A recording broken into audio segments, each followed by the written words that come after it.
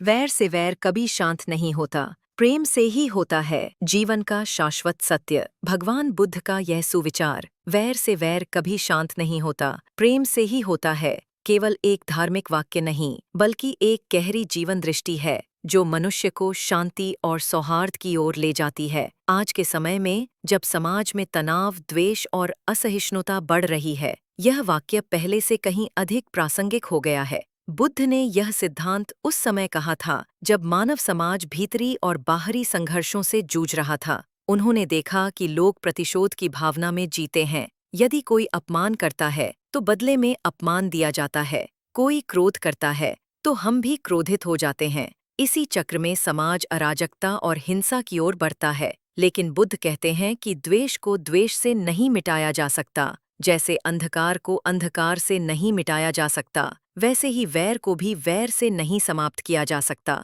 केवल प्रेम, करुणा, क्षमा और मैत्री ही ऐसे साधन हैं जो घृणा को हराकर शांति ला सकते हैं। आज के सामाजिक जीवन में यह सिद्धांत अत्यंत महत्वपूर्ण है। परिवारों में, मित्रों में, समुदायों में और देशों के बीच झगड़े और तनाव अक्सर बदले की भावना से ही उपजते हैं। एक छोटी सी बात का बदला लेने की मानसिकता वर्षों तक कटुता बनाए रखती है। यदि हम इस सोच को बदलें और प्रेम से प्रतिक्रिया दें, तो वैर समाप्त हो सकता है और रिश्ते बेहतर हो सकते हैं। प्रेम का मतलब यह नहीं है कि हम अन्याय को स्वीकार करें, बल्कि इसका अर्थ है कि हम अहिंसा और सहानुभूति के मार्ग से समाधान खोजें। जब हमारे पास प्रेम, धैर्य और करुणा का अस्त्र हो, वैर के बदले वैर की भावना केवल मन को अशांत करती है। वहीं प्रेम और क्षमा का भाव आत्मा को शांति और संतोष देता है। यही सच्चा धर्म है जो हमें आपस में जोड़ता है, न कि तोड़ता है। इसलिए जीवन में यदि कहीं भी वैर, क्रोध या घृणा का सामना हो,